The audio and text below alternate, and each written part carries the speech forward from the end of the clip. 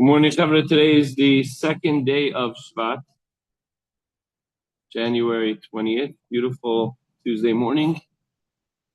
Shout out to Ken Goldfarb. Been a long time. Okay, overview of chapter 19. We're on page 83 in Yorech Hayenu. The neshama, the soul, is like a flame. Just as when you have a flame, the flame is flickering. It seems to be striving to go upward. It's constantly going up. Even if you turn a candle on its side, the flame will try to go up. And it's even willing to leave the wick and return to its source. Although this would mean that it would go out, it would be extinguished. Similar to the neshama, the divine soul, yearning for God, and naturally wants to be absorbed within God, losing its independent being rather than be earthbound and exist here on earth. Okay, Perek Yutes, chapter 19. In the previous chapter, the Alter Rebbe began to discuss the hidden love of Hashem, which is in every single Jew. And this allows the concept of Hikarev Elecha, Adavar Ma'od V'ficha V'avav Chalasei, Hikarev Elecha, this very near, to love and fear Hashem, to have love and awe of Hashem, to be very close to us. Why? Because we have a love inside of us. No matter, actually we said that in the daily Parsha Insight yesterday, that before the Yidden got the Torah in Mitzrayim, a lot of them wanted to stay in Egypt. They didn't have that intrinsic connection that they do through the Torah.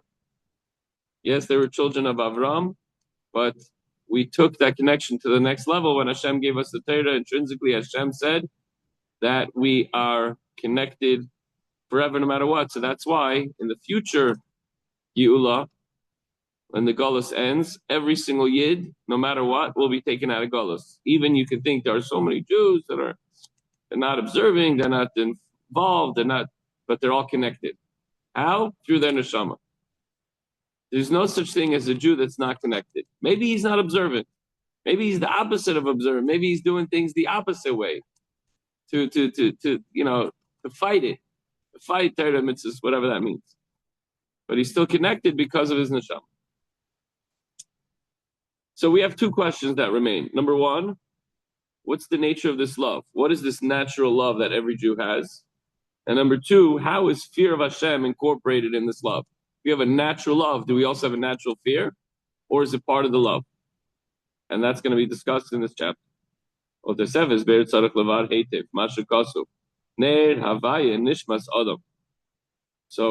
chapter is going to be based on this pasuk. The pasuk says that the soul, the neshama of man, is a candle of Hashem. What does that mean? Perush sheYisro Ikruyim Adam Nishmasam Hi L'Mashal Kair HaNer. This means that the neshama, the soul of a Jew, and the Jew who's called man, as the sages remark, you, the Jewish people, are called man, are, for example, by way of illustration, are like a candle.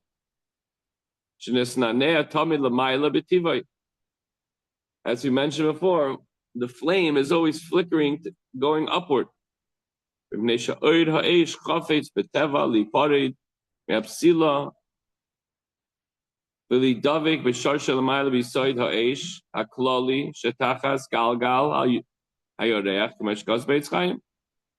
flame of the fire constantly seeks to leave the wick that holds it. It wants to unite with its source. What's its source? The universal element of fire, which is the sublunar sphere as explained in Eitz Chaim. Okay. So the Kabbalah explains how there's a source for everything, and the source for the fire is surrounding the sun, and that's where the flame constantly strives to go. Even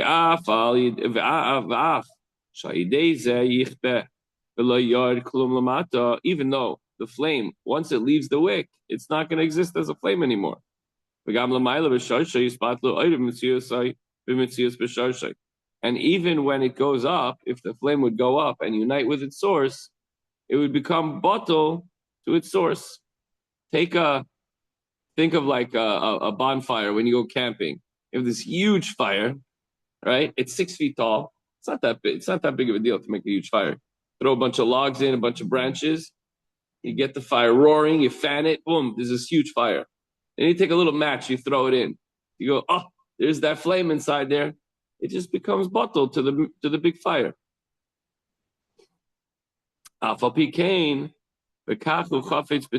Yet this is what it wants to do. Naturally, it wants to go to its source, even though if it does end up going to its source, it wouldn't exist anymore. Whether it means it would leave the wick or whether it means it would become bottled to the source above.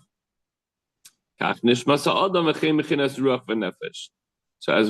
mashal goes, so also the neshama of a Jew and also the levels of ruach and nefesh. Now, today, while we're in Galus and we're far removed and Hashem is hidden in this world, that's one thing. We can't sense and we don't feel like this every day. If I say to you, do you want your neshama to go up?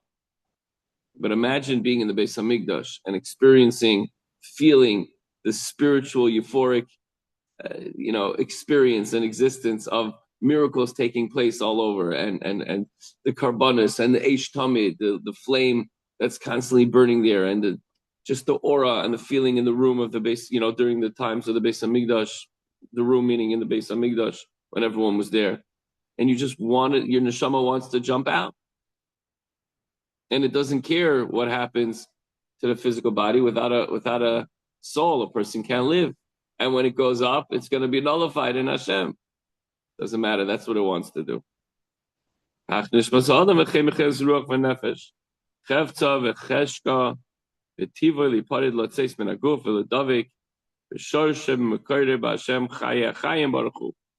soul naturally wants to and yearns to separate with itself from the body and unite with Hashem.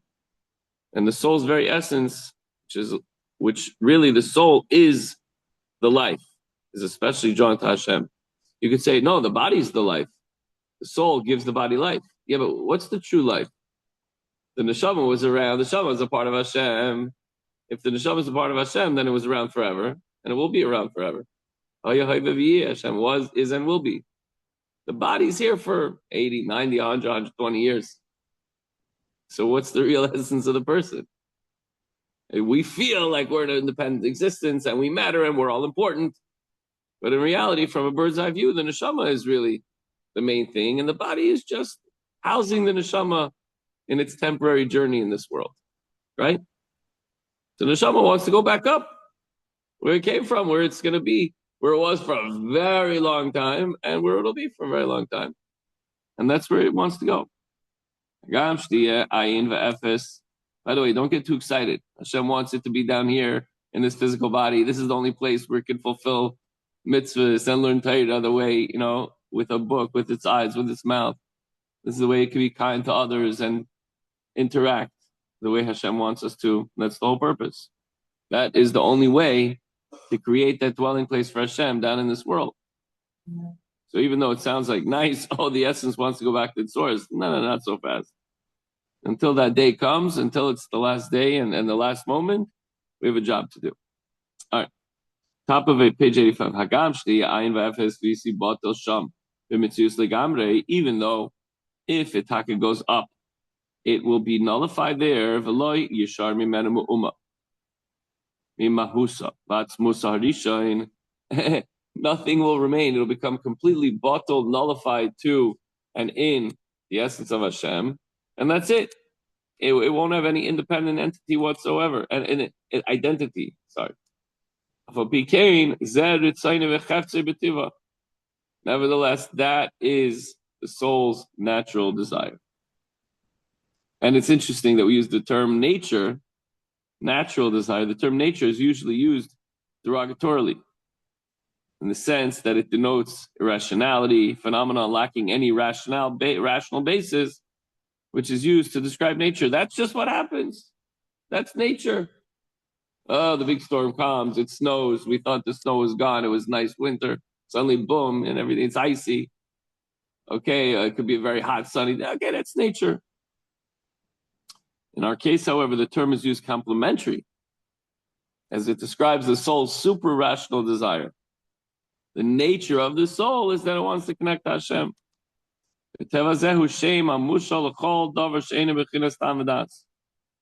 So this word nature that we're using here in this sense is applied for anything that's not in the realm of reason and comprehension. It's above understanding. It's just something that it intrinsically wants to do. That's what it wants to do, is connect to Hashem. Actually, it's a beautiful thing to strive for. We should say, I don't have time, I'm tired, I have all the good excuses. No, I have to sit down and learn. No, I got to do this mitzvah. I can't go to sleep before saying Shema. I must wash my hands the first thing I do when I get up. It doesn't matter you're in a rush or whatever the excuse might be.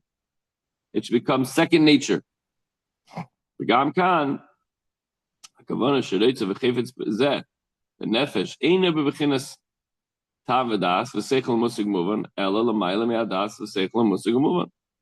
Here too, regarding the soul's desire to connect to its source, even though it means that it won't exist anymore, but that's the nature of the neshama. It wants to reconnect to Hashem. בבחינס חוכמה, שבנפש, שבה אין סוף ברוך הוא, for this nature, is the neshama's faculty of chachma, as we discussed in a previous chapter, that chachma is an idea that really is not understood. Once you understand it, now it becomes bina, and das is now it fully develops and is a part of you. So chachma, the first part, is just the idea, the concept, which is a little bit higher than true understanding and higher than reason. That's what the neshama wants to do. It's the level of chachma that it just wants to connect to its original source, which is the essence of Hashem himself. And so thus we see that the nature, quote unquote, of the hidden love, that is the essence of Yid. The hidden love that it just wants to connect to Hashem. Now Rebbeinu goes on to explain the designation, why is it called hidden love and why is it hidden? And for that we'll have to continue tomorrow. For today, the takeaway is that your soul yearns to connect to Hashem. It wants to reach higher and higher, just like the flickering flame of a fire. And sometimes the flame needs a little fuel. And that's what we're going to discuss tomorrow. How do we give it the fuel? By learning, davening, doing everything that we're supposed to do. Have a wonderful day, and we'll see you tomorrow.